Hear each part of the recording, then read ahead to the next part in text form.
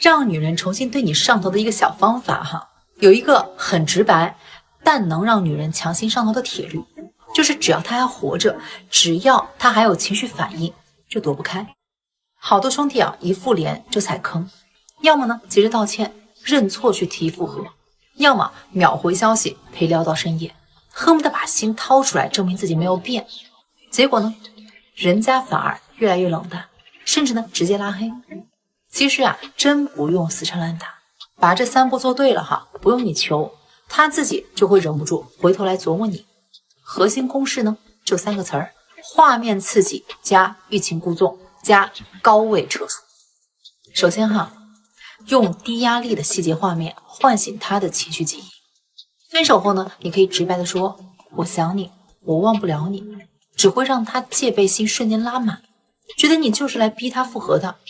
第一反应就是躲。男人做事啊讲目的，女人动情呢靠细节。你要做的不是直白的示好，是用具体的小事儿让他自己去脑补回忆，自动带入情绪。不要一上来就扯以前的感情，你可以轻描淡写的说一句啊，刚路过巷口那一家糖水铺，看到卖你以前最爱吃的芋圆子，下意识啊就想停下来，反应过来呢自己都觉得很好笑。你没有提复合，没有说舍不得，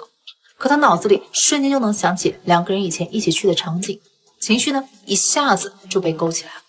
这种不带压迫感的画面感啊，既不会让他反感，还会让他忍不住反复回味，比你说100句我错了都管用。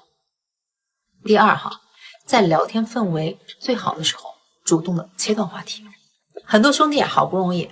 复联聊热了，舍不得结束了，硬找话题硬要聊，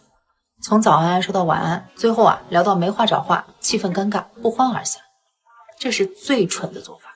真正的欲擒故纵啊，从来不是故意不回消息，故意冷淡，而是聊天聊到氛围正好，2人呢都很放松，甚至啊有一点暧昧余温的时候，主动收住了，果断结束话题。比如说哈，聊到共同的回忆，他愿意跟你吐槽日常，说心里话的时候呢，你就说一句先不聊了，我约了朋友出门办点事儿，有空呢再跟你说。说完就不要再秒回跟进。他本来默认哈你会抓着机会一直聊，巴不得黏着他，结果呢你主动撤了，瞬间就打破了他的预判。他会忍不住琢磨啊，他找我到底是不是想复合？怎么聊得好好的人就走了？你越不按他的剧本来，他越会花心思琢磨你，他琢磨的越多，情绪投入越大，慢慢的不就重新对你上心了吗？第三哈，在他开始主动的时候，高位后撤，稳住节奏，这是决定你能不能翻盘的核心一步啊。很多兄弟呢前面都做对了，对方啊主动找自己1、2次，立马原形毕露了，秒回长篇大论，又开始掏心掏肺，那你前面不是全白铺垫了吗？你一定要搞清楚啊，分手后他主动找你1、2次，根本不是想复合，就是好奇试探，